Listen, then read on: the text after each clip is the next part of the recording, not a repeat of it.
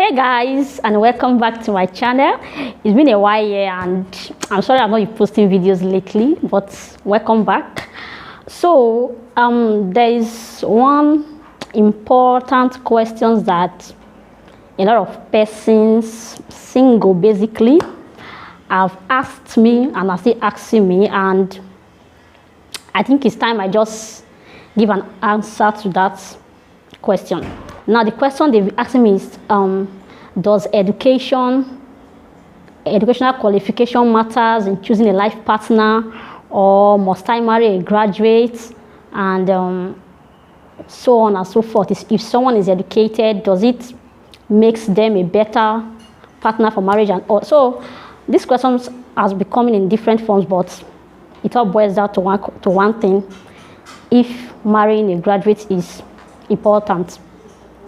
So in this video, I will not be telling you, yes, it is necessary that you marry a graduate, or no, it is not necessary, or education makes a marriage better. I won't be giving a yes or no reply, but I'll be sharing something with you guys, and after hearing what I have to say, you will be better informed on how to take a decision regarding this issue if you've ever, been in a dilemma concerning something like this. So let's get right to the video.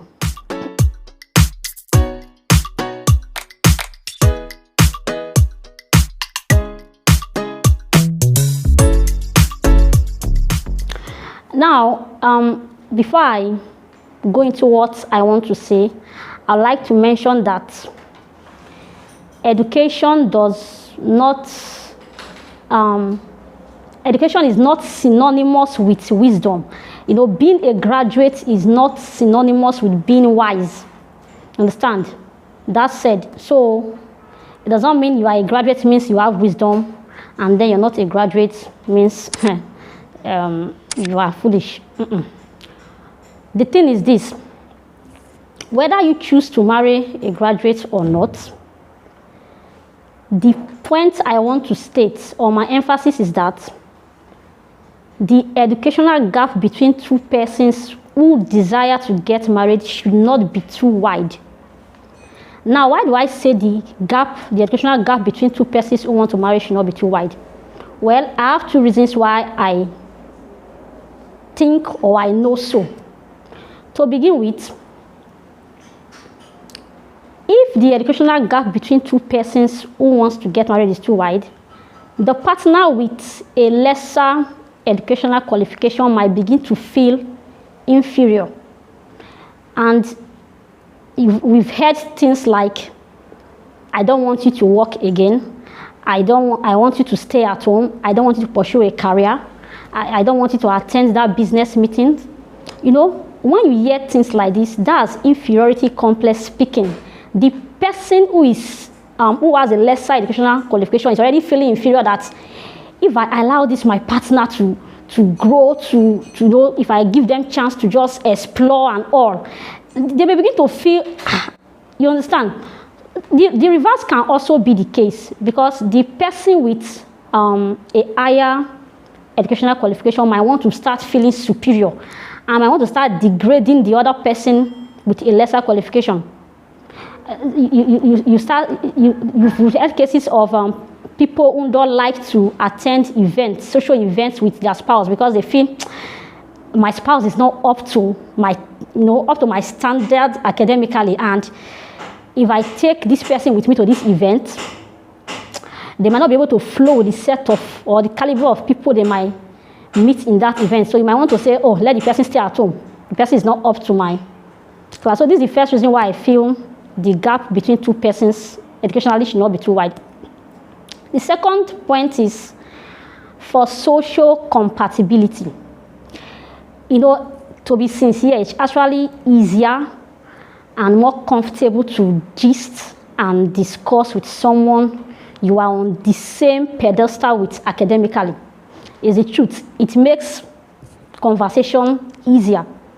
Okay, so what do I mean by this?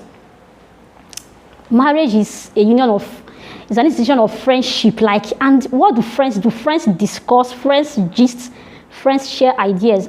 So if you are not on the same or similar pedestal academically, you might find conversation a bit difficult because, okay, let's imagine someone that is a PhD holder getting married to someone that is an SSC holder.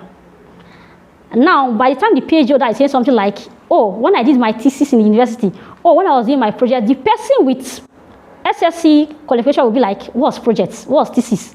You understand? Or someone with a master's degree getting married to someone that just have primary 6 results, and when the person say, when I went to NYSC camp, CDS this, my LGI this, and the other person will be feeling lost, like, what's LGI? What's CD? You know?